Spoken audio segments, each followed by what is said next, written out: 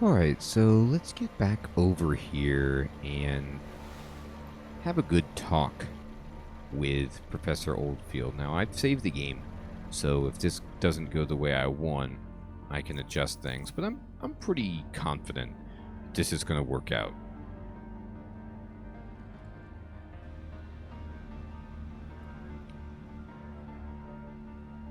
Alright, it's been a bit, Professor.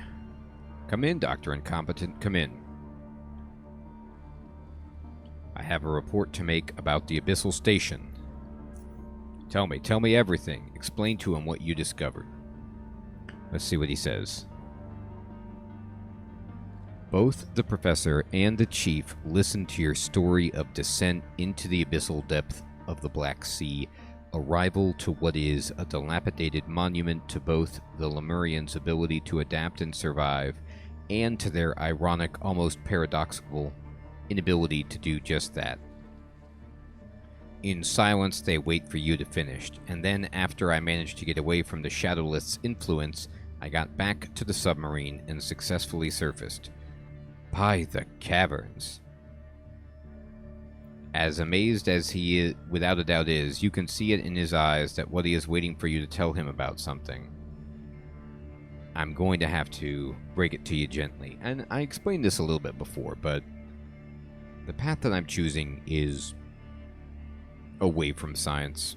I don't have anything against Professor Oldfield right now, but I, for some reason, have more faith in Oculus than this man, and that's just what I'm going with. So the acorn was nowhere to be found. I'm sorry, Professor. As if you've punched him in the face, the Professor stumbles back and sits on his bed. He removes his glasses, tears rolling down his cheeks. So this was all for nothing. For nothing. Do not despair, Professor. It is beyond our powers. We've done plenty here. The expedition is a success. Yeah, that's what I'm saying. Like, look how awesome this place is. But all the dead sect troopers.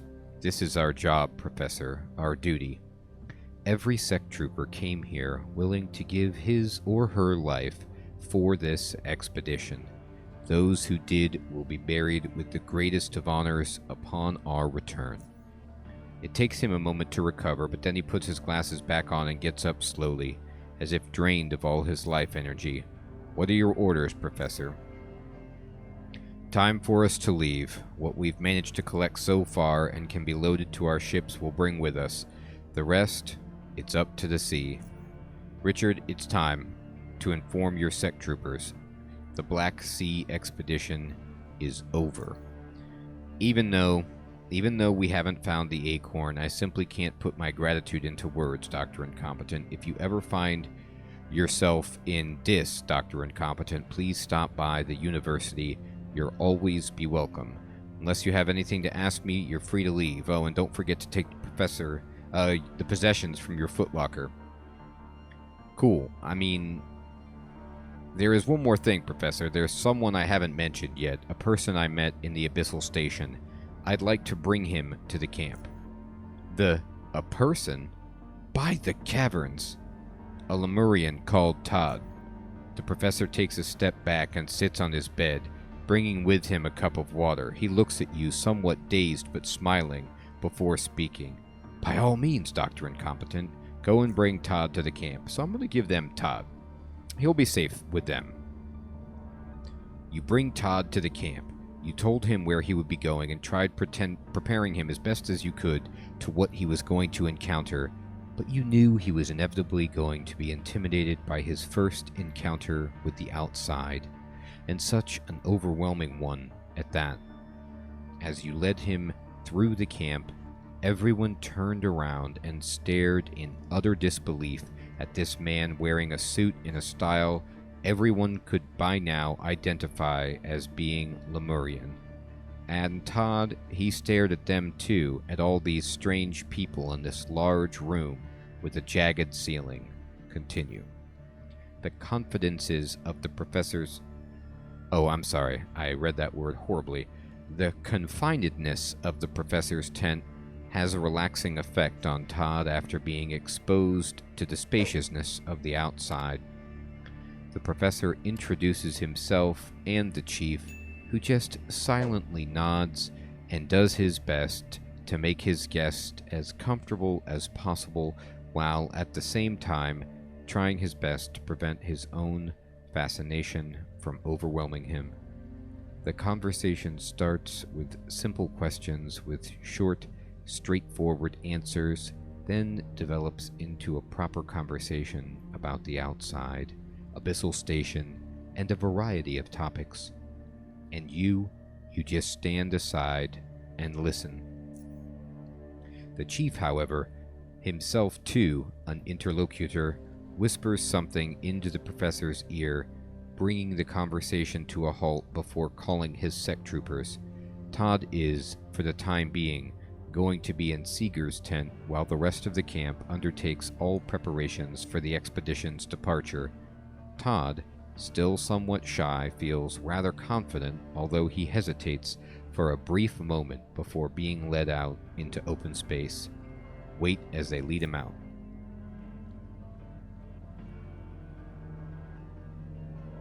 He speaks to you, his stare distant and filled with excitement. By the caverns, I just talked to a Lemurian. What's going to happen now? Huh? Oh yes, well, he's coming with us to North UnderRail. Goodness me, this is incredible. Todd just might be one of the greatest discoveries of recent times. A living Lemurian. A Lemurian, Dr. Incompetent. It's indescribable. Yes, it is, and one worthy of a good bonus. He's a human being, Professor. Don't forget that. Your remark immediately grounds him. Yes. Oh yes, you're right. I'm very sorry. I simply got carried away. In any case, Todd is going to be with Seeger now. I don't know if I trust Seeger. It's the best place for him, as he'll be away from all the current commotion. Seeger's wrapped tighter than... Well, anyway, he pauses. I should tell him not to give him coffee. Yes, I was going to say something similar. Do you think Biocore knew about the Abyssal Station or Shadowlith? What if they feared facing what was down there and retreated because of it?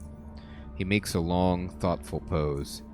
To that, I'm afraid I couldn't possibly give you an answer. Any new discoveries? Right now, we have a very good idea about how the Lemurians lived and traveled from facility to facility, but recently we've had a major discovery when we found a record on the third of the 4 NFT projects called Atlantis. Interesting. Tell me about their way of life. Most of the population resided in a place called the Citadel of Life, which was this immense and beautiful complex of structures built into the cliffs overlooking the bay south of here, where the pirates are now. It comprised various sections: residential, shopping, entertainment, theaters, concert, and holographic halls. They lived there in great comfort and enjoyed the highest forms of artistic and cultural enlightenment while they worked in the facilities scattered across the Black Sea, to which, to be perfectly honest, were hardly void of these luxuries themselves. I think I've already talked to him about this, but the Citadel was vulnerable, the most vulnerable complex in the Black Sea, and was absolutely demolished during the attack. You've by now seen those southeastern cliffs. They're fractured and riddled with craters. He bows and shakes his head. Biocore ships fired mercilessly until every section of the Citadel collapsed into the water. Goodness me, they spared nothing.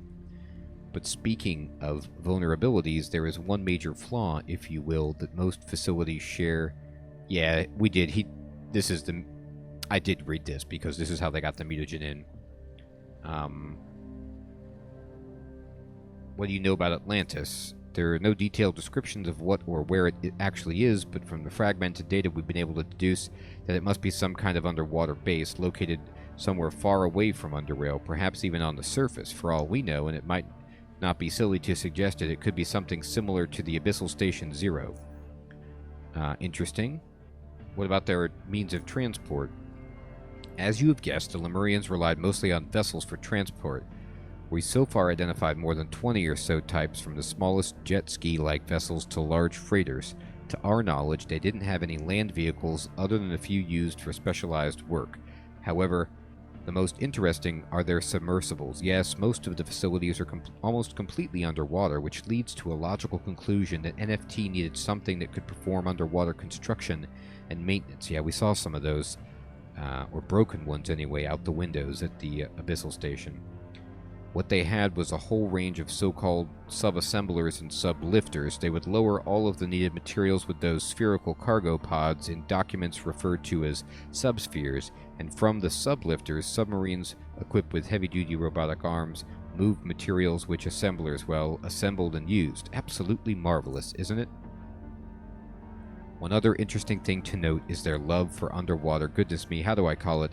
Sightseeing. Yes, one record we found contains the plans for the illumination of a certain route following coral reefs that were artificially planted there for no reasons other than decorations. They are amazing insights into the Lemurian way of life, Dr. Incompetent, and a true testament to New Frontier Technology's ability to adapt to any environment. Wouldn't you agree? Yes, there's something else I want to ask you. Goodbye, Professor. Fantastic. Okay, so maybe they gave us one experience. I feel like I'm one experience away from leveling up. There's the Sec Trooper.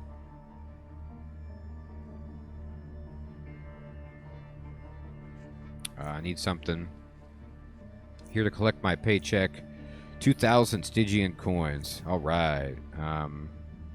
What you got? Let's see what they got. Anything good here? Energy pistol, EMP grenade, batteries. That's fine. Alright, so we got the rest of our money. Let's leave. And we're going to go down here. Wow, it's hard to believe that they're shoving off. Dr. Incompetence, everything in order? Just wanted to say it was a pleasure being a Sec Trooper, sir. Salute him. You did excellent work, Sec Trooper. You are the reason for this expedition's success, and I'd like to take this opportunity to thank you personally. You are hereby dismissed from your duty as a Sec Trooper, Dr. Incompetent. Now pack your bags. We'll be moving out soon. Alright, I got dismissed. I've been dishonorably discharged. Alright, let's go check on Todd. He's in here. Hey, Todd. Hi, Mr. Outsider, he whispers, furtively looking at Seeger. This man's hair scares me, but he lets me play games. How you faring, Todd? Hey, did you see all the people? Did you? Oh, I could never have imagined there could be so many people in the same place all at once. So many. The old man was nice. We talked a lot about Lemuria. He was nice, but other people look at me strange. But the funny man told me I was his favorite, Piper. Yes, Piper. I don't know what that means, but he was good to me. The outside, he looks up. It's so big, enormous. I can jump as high as I want and not hit my head. I can run freely in this large room, just like my ancestors, and everything is moving, but really moving and not like on a screen. I can work on something and do it right, like I used to. I'm still afraid, though, but I'm not alone. My family's gone, he bows his head, but I hope to have a new family. I feel like a new man. This is a great outcome for Todd. I'm so happy for him. Good to hear, Todd. I have to go now. Take care. Thank you, Mr. Outsider. Thank you, Todd. Awesome. Alright, take care of him, Seeger. You find Seeger packing his equipment, scratching his head in wonder as to why a particular device won't fit in the box. He occasionally glances at Todd, who is amusing himself with a mobile computer bearing a University of Dis logo, himself also furtively glancing at the coffee maker. Hey, coffee is a no. No. Professor, kill Jeremy. Kill if Todd drink coffee and gets sick. Blar. Why are you talking funny? Just don't touch the X in coffee, okay? He turns to you. Hey, Dr. Incompetent. Having some fun with Todd, I see. He's Excel. I'm just on the X, as they say. Don't want him hurting himself. I just came to say goodbye. Hey, you were Excel, man. If it wasn't for you, I'd still be pulling creepy crawlies out of my hair. If you need something, now's your last chance. I gotta pack all this stuff up, and of course I gotta do it all by myself, and I'm not keen on being left behind. Exile.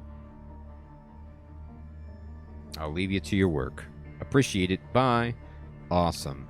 So I might leave it like, I'm going to leave a save file here. And we're going to call it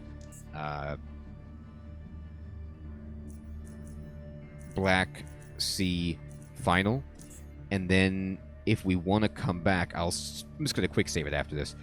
And we miss something and we want to get it, or we just want to read some of these documents, we can come back and do that. But for now, I'm out. I'm out of here.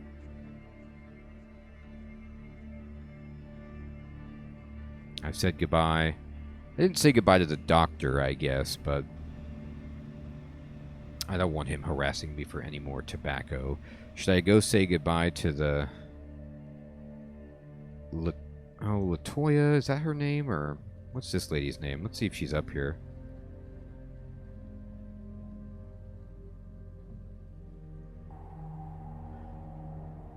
Yeah, Yehoda. Cold air surrounds the roof. Yehoda stands still, gazing at the sea, her cloak flapping in the wind, which doesn't seem to bother her at all. She glances at you, but somewhat incompletely, as though allocating anything more than the edge of her peripheral vision to identify you is redundant. It's you. What is it?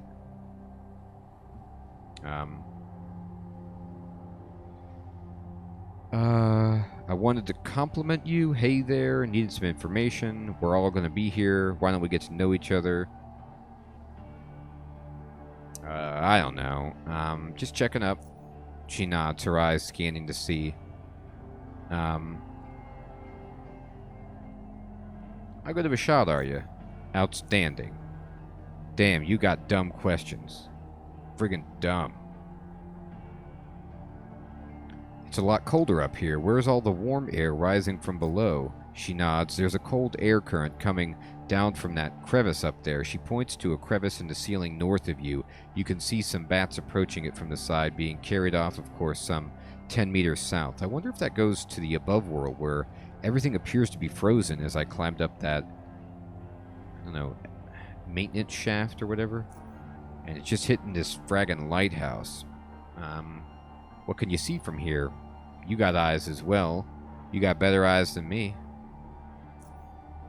I need some info on the surrounding locations and what has been going on around here. South is nothing but the Jaws, as you locals call it, and that glowing monolith on the cliff. West, Muti Island, you already know. East and southeast, pirate territory, lots of lights, lots of jets patrolling around. Also, the whole eastern side of the Black Sea is basalt rock, but there's also a lot of that red vegetation there. North, now that's the fraggin' savage land. Haven't noticed any activity lately, no moving lights or anything of the sort. Northeast, that's because I had a run-in with their chief. Northeast, that's where the horticulture center is located. You know all about that. There's also this guy cruising around on a crane ferry. Yep, I know him. Old man, armed, refused to cooperate. Could be a pirate, as I've seen him sail into their port on numerous occasions. I've also seen him go north into savage territory. She falls silent for a moment. Gotta keep my eyes peeled at all times. It appears as though you can see a lot from here, but everything's a lot closer than you think. Gotta stay alert. Oh, this is cool. Can you see the ferryman? No, he sailed north, and I lost sight of him. But he should be in my scope again soon. He follows a fairly consistent route, visiting the Muti Island and the pirate base before going north again. That's kind of cool. I'll leave you to your duty. So you can't really say goodbye to her. She's kind of a detached, professional individual. Now, I could just drink my brew and get out of here. But maybe I want to ride my jet ski back for reasons.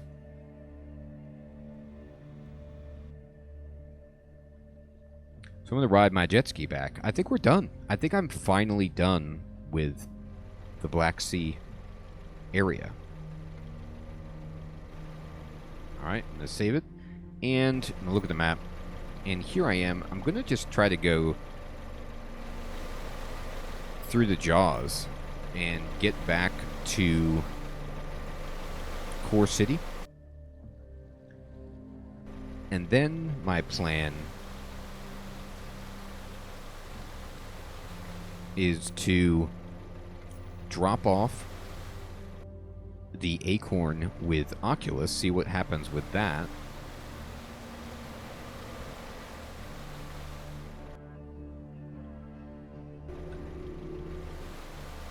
Yep, so here's the, inverted geometric shape that it's purple. I mean, is this shadowlith? But it doesn't make sense in some ways. Because would the Lemurians have built this beautiful thing after Abyssal Station Zero and the breakthroughs that they discovered, or is this something else entirely? I mean, did the Lemurians even build those decorations? Probably. It seems consistent with their aesthetic, but maybe I'm reading it wrong. Oh my gosh. I mean, there's Southgate Station. You believe that?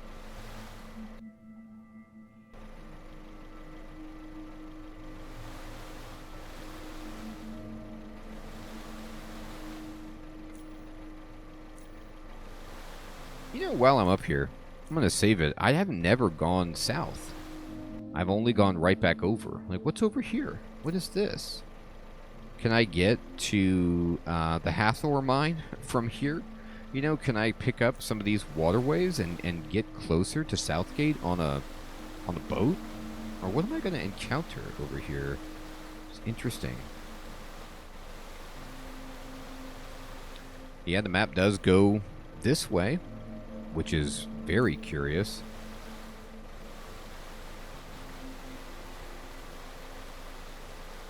I can buy some sweet house upgrades with all this money we got.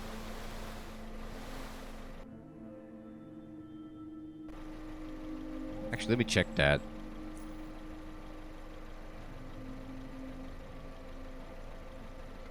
I never did this. I could go explore more and try to activate security systems, but it seems redundant at this point. They don't really need it. A jet skier. Who's this dude? These waters are getting filthier by the day. I guess so. He's like, I just jet ski for fun. I bought my stuff over at Ray's. You familiar with Ray?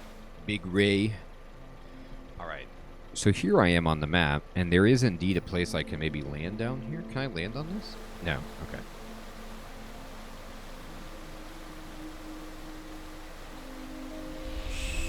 Bats. Delightful. The current is too strong for you to overcome. Okay. So I'm just going to put this on the map. I'm just going to leave a little note here.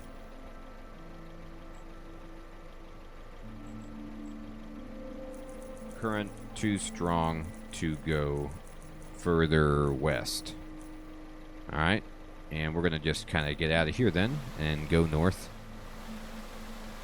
So I'm just scoping stuff out, but I got to tell you, I'm really excited to be back in a position where I can kind of pick up with the main quest of the game, you know? I mean, we have a little bit of work to do in terms of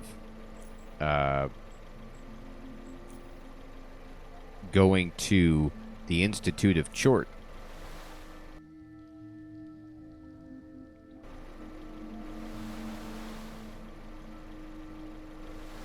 Alright, where am I now? I've been here before. This is Omega Pass, which is like the old Omega station.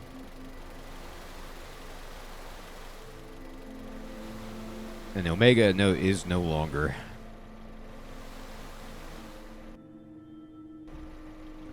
Ripped from history. Alright, there's another jet skier. Here's Core City, looking a little green. Let's go south. This is just a nautical episode. I'm seeing where I can go on my jet ski. I can definitely land here. Oh, there is something. There's some shrooms, and there's some Psy beetles and the like.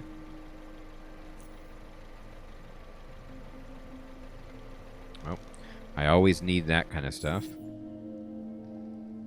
Alright, I actually won the initiative. How about that?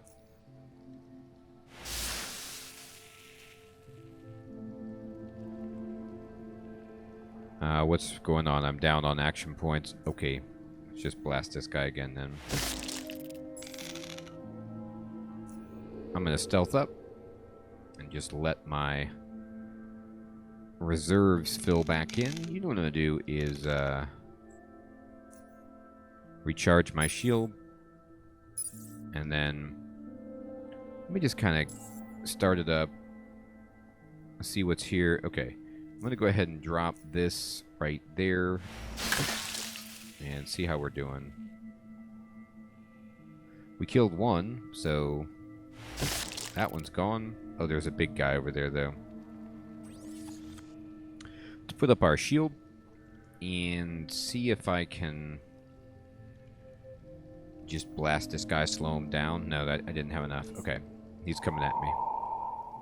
He's got projection on him.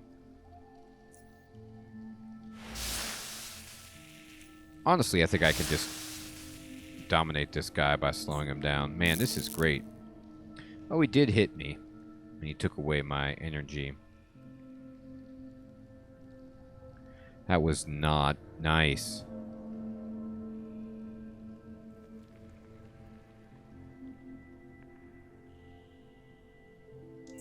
Alright, fine. Can I use my psionics now?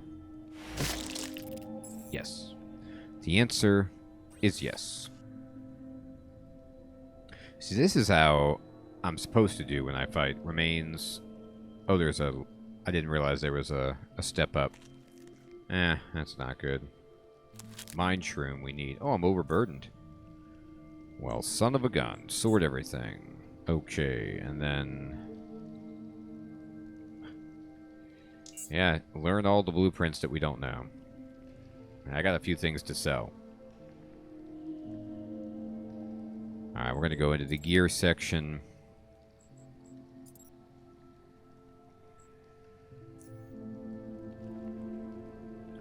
Actually, I'm so close in terms of the burdening. It's pretty funny. I'm just going to go here. I need the mushrooms. I actually want those. I'm going to go here. Oops, don't recharge. Go bring up your bags. Psy beetle brain. How about that? I have a ton of this food.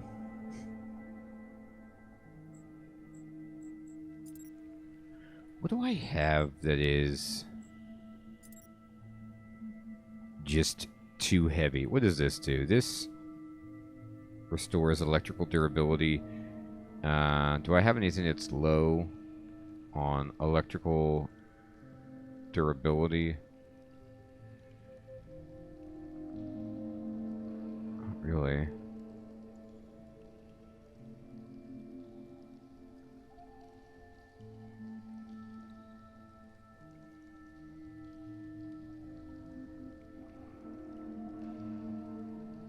Yeah, these mechanical repair kits are quite heavy.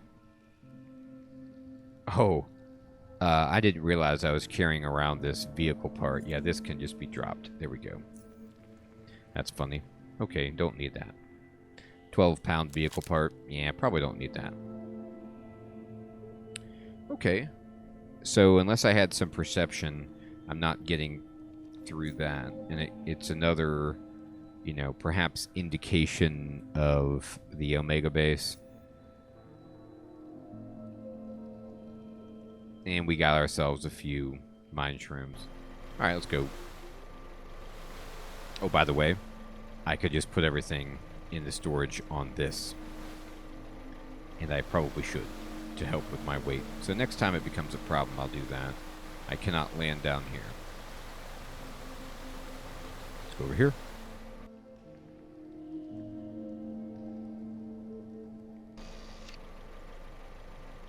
Oh, what is this? The Rig. Large platform made by black eels to control the nearby waterways and facilitate junkyard trade. Are these guys cool? Well, we're going to find out. God, didn't I side with the black eels?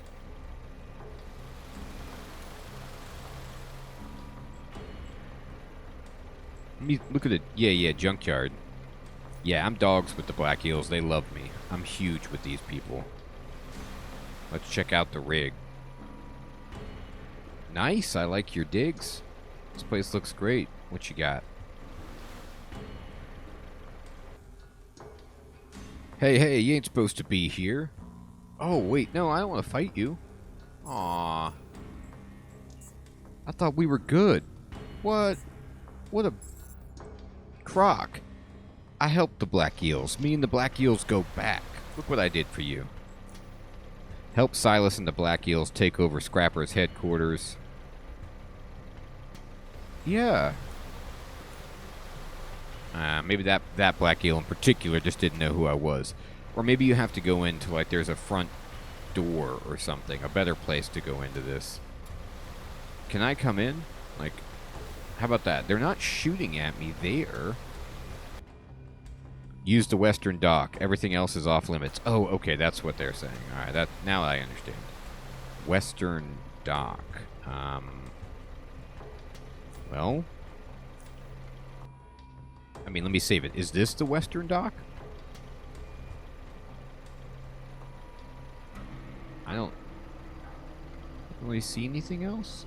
Maybe they want me to go to a different area. Let me just keep going. Please don't shoot me. We're good friends, Black Eels. I helped you gain purchase in Junkyard. There was a little bit of a gang dispute, and, well, I don't want to toot my own horn, but let's just say I was instrumental in the favorable outcome for the Black Eels. Ooh, here it is. Look at that. Oh, man, that Black Eels neon sign is next level.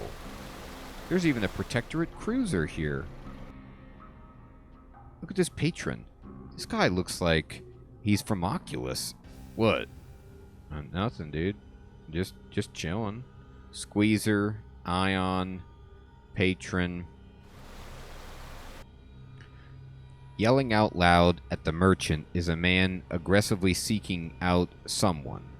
It would seem that the merchant is ignoring his request at this point. Come on, man. This is like a really good deal. You've got to have someone that's down to go there. As you approach, he wastes no time throwing you into conversation. Hey, you want to make some coin? Talking some sailing action, you know? The merchant over the counter just ignores the two of you and goes back to his work. What's it all about? The recent big quakes made a huge opening west from here. Some curious friends of mine went out to look around. He wobbles his head and are yet to return. What am I supposed to do? I'll pay up some big Karens, you know, if you go out there and find out what's happened to them. Those were some of our best from the rig, and we care about them a lot, you know? Fine, I'll do it. To the west you sail, okay? At some point there should be an opening to the south, and from there you're on your own, you know? Alright, nothing I can't deal with. Sweet, we got a quest. What's up, Squeezer? Yo, welcome to Boulder's Jet Bits. We got parts, batteries, and repair kits, and other stuff. Name's Squeezer. Oh, cool, they sell jet stuff. Are you a member of the Black Eels? I guess. Who's Boulder? The shop's owner. His shift ended a few hours ago, so he went home to his wife. Now I'm running the shop. Why Squeezer? Is it because you're skinny? It's my real name, and I'm skinny. And I tend to squeeze into the toilet through the gap in the black panel. He scratches his bum. Fantastic. Let's wheel and deal. He's gonna buy batteries. Oh, he would have bought that part that I had. That's so funny. Alright, so he has some cool jet ski stuff and repair kits that I didn't know about. So that's actually kind of cool. So if I ever want stuff, I can go here. Underman 2 Arcade. Underman. Help Underman save his beloved Underwoman from the clutches of the degenerate mutant. Fight bandits, beasts, and Batman's abominable mutants as you descend from upper UnderRail. That's funny. Okay, so there's Stella, there's a drunk Black Eel, there's Murky. Can I go up the steps? Because you know what I'm looking for. Or maybe not, but what I'm looking for is a teleport place. I don't know if there is one here. Crawl under. What does that mean? Oh, he says he squeezes in. That's funny. He does squeeze in. He's not even joking about that. Alright, here's their junkyard. A dumpster. And there's some bullets, and then I'm looking. I don't see a place that I can use to open up a path from the dude. So cool. All right, well, we found the rig, and this is like we got a quest, which is cool, and we got ourselves a nice bit of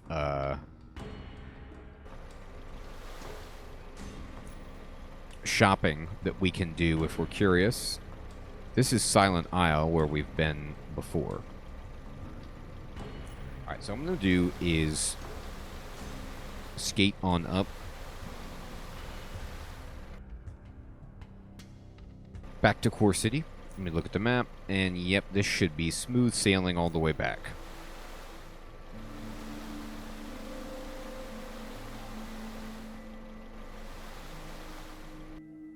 My battery's running low, but I think I have an extra, and I can buy some more from Ray.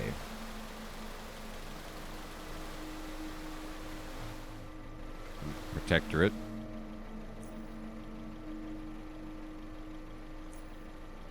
Now, wait a minute. I'm here. Huh.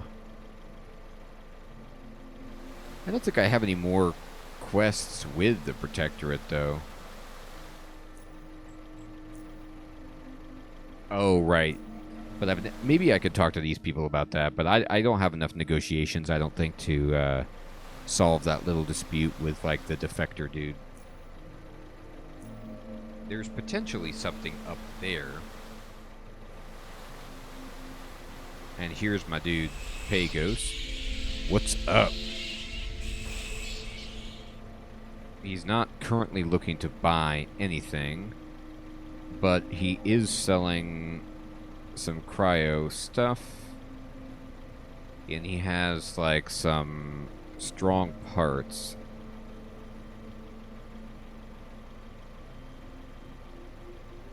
So I don't think I have a stable neural amplifier.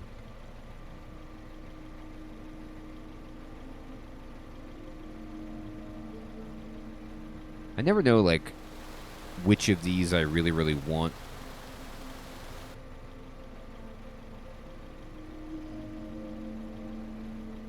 So I'm not going to bother at the moment. I'll try to put together I bet I can craft myself a better item at this point. Oh, let me talk to this guy. Where is this dude?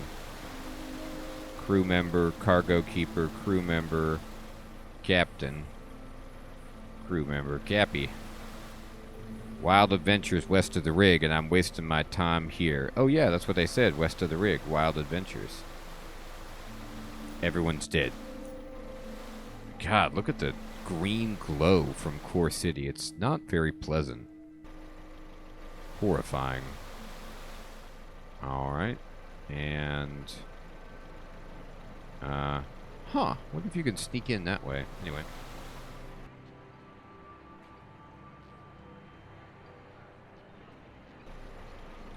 I am gonna park it right around here, maybe? At Ray's. None of these are mine.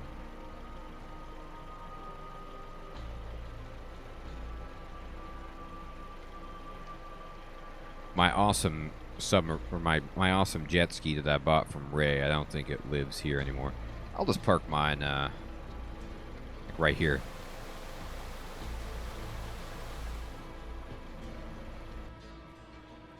Alright, so I'm going to put a note on the map.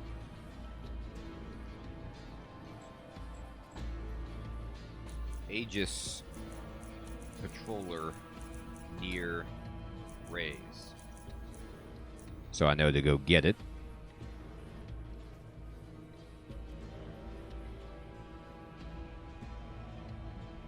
Wow, it feels wicked to be back here in Core City. This is something else. All right, I'm going to go to the elevator, and I'm going to go to the residential district. And I'm going to, like, just drop off a bunch of my stuff.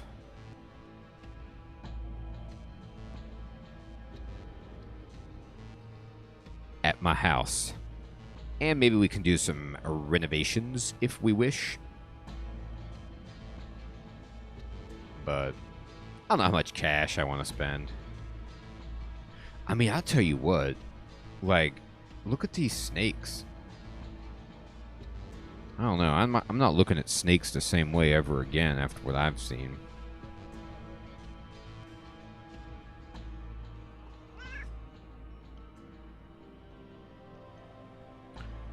Alright, there's my security droid. There's my sweet living room and kitchen. Let's go to the shelves. And let's just drop stuff in. Alright, so I'm going to go ahead and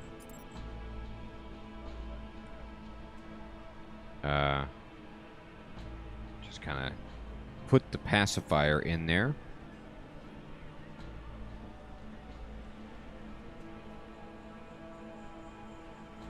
This is the one that I made. These are my 2 shields. Anti-guns. Bio. That stuff's all good.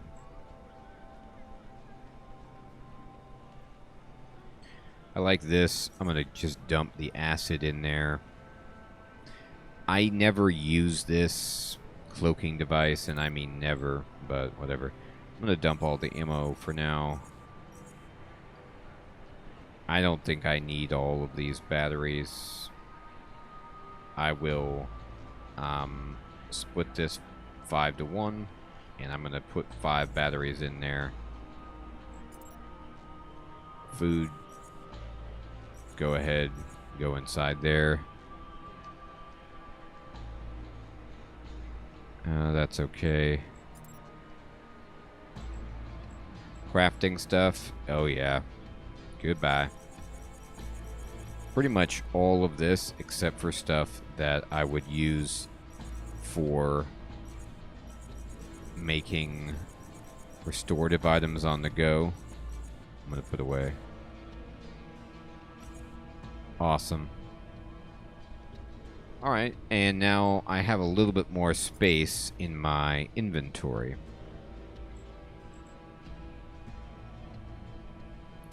Okay, so what I'm going to do from here is I'm going to save it, and I'm going to go down to the basement. I'm going to drink some brew.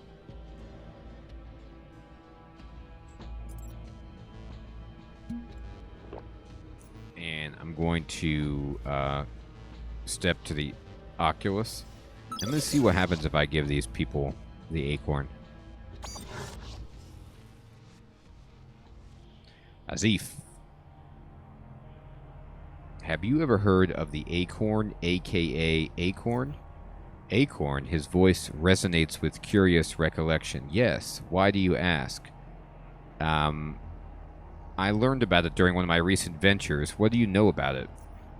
Seemingly, it's a modest square container, but within it lies technology so advanced it's beyond the comprehension of even the smartest minds in the world, the majority anyway, thus it's a very valuable thing, yes.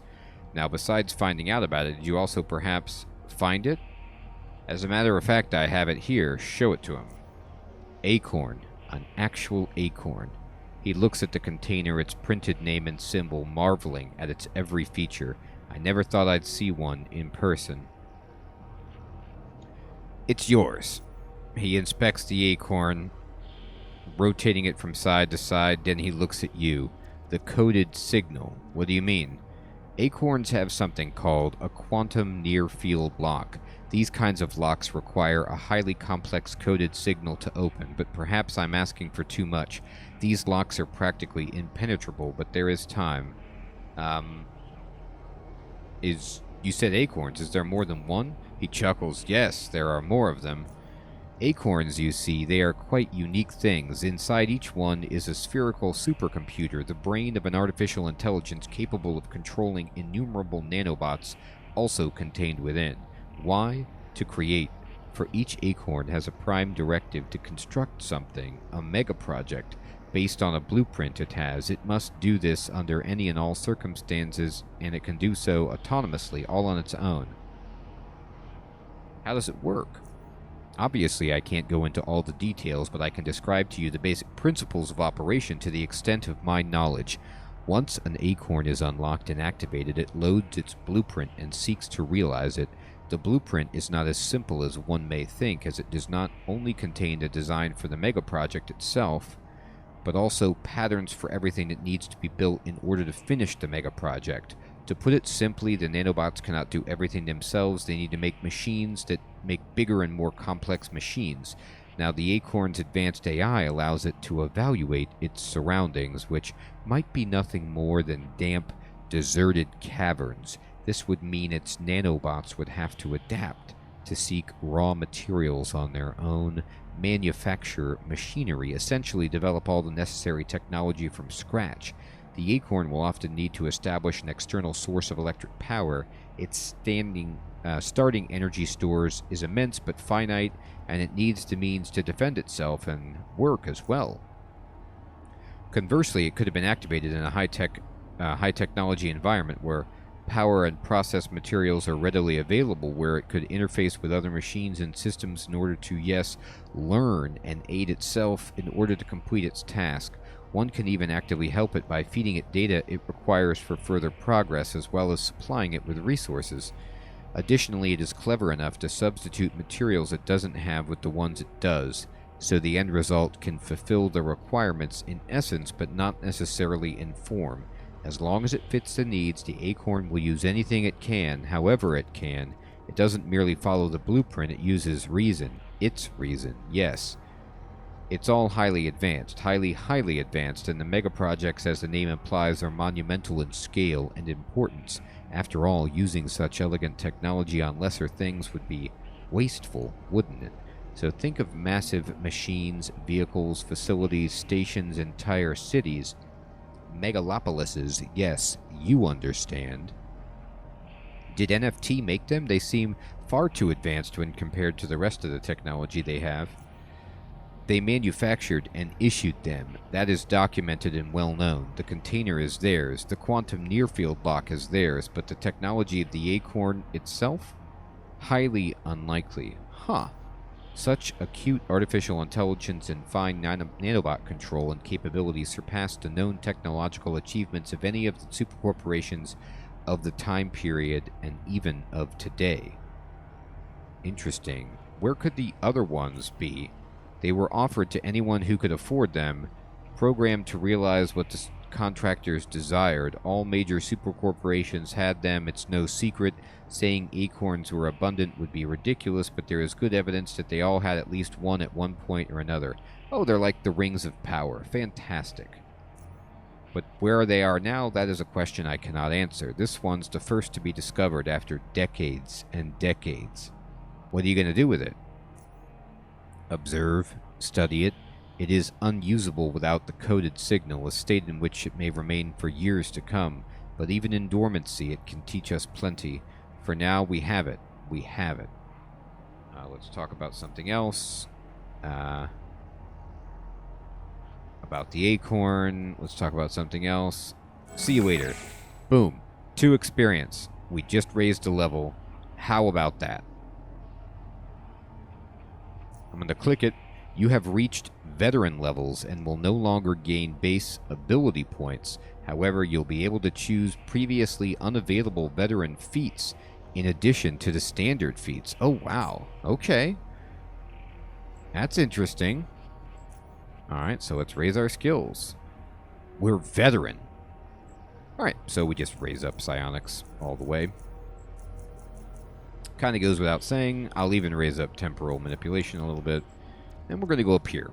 And stealth goes without saying. I'm going to max that out. I might want to boost up my electronics a little bit so I can build a cool headband. Is there anything else I want to raise? Throwing I've been having a good time with. And that's fine. Okay, so then I'm going to go into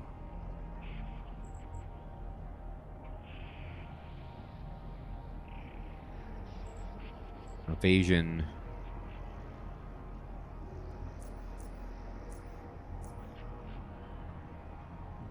Yeah, let's just start boosting up evasion. Feats. Alright, let's say... No, I'm not going to filter. Let's just look at what we can pick. Let's see if we can find, like, the veteran feats. Oh, wow. Okay. So level 26 are the requirements. So these are them right here. Increased intelligence. Whoa. Increase intelligence by 2. Mantra. Psi regeneration by 5. Whoa.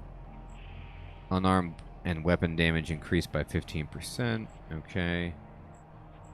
Increase will by 2. Okay. Let's see what these are doing here.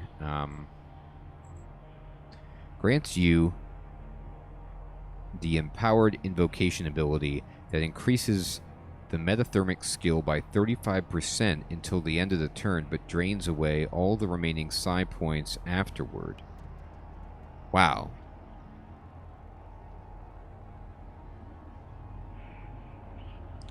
I mean, interesting.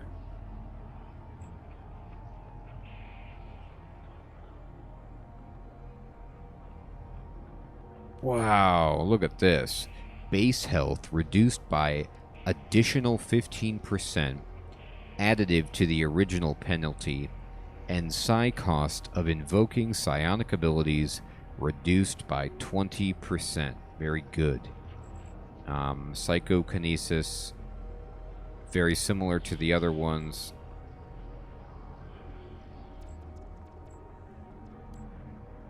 Okay, so these are all down here. These are all the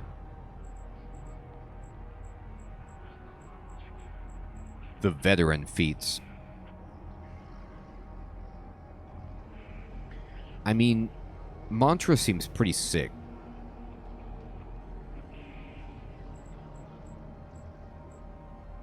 So does increased will.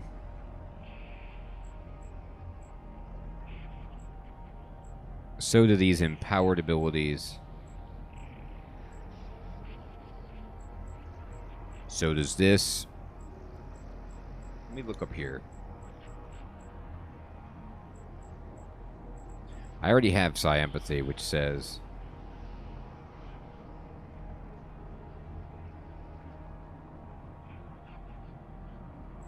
So this is just what lets you use psionics. So your health is reduced by 20%, but you get psionics.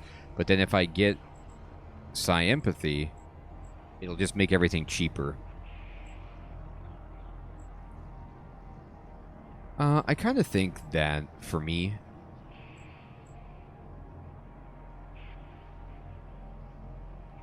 the advanced Psi Empathy is just too tempting. Reducing my cost by 20% allows me to do some pretty awesome stuff.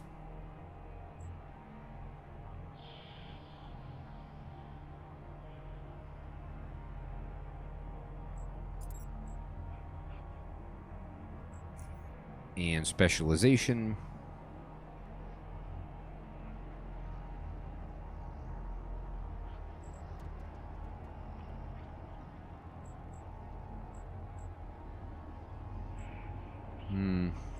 I'm just going to keep going for boosting my telekinetic punch, and I'll accept it.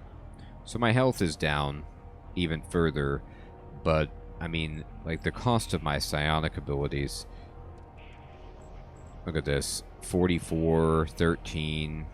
Just, I believe that this used to cost 50, and now it costs even less.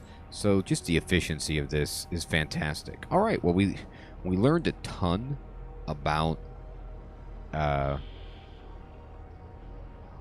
the acorn, which was fascinating, and we gave it to the right people because they actually knew what it was, which is really cool, and I'm pumped. So everyone, I think this is a good place to end the episode. I want to say thanks so much for watching. I hope you have an excellent evening or day, and I'll check you guys next time.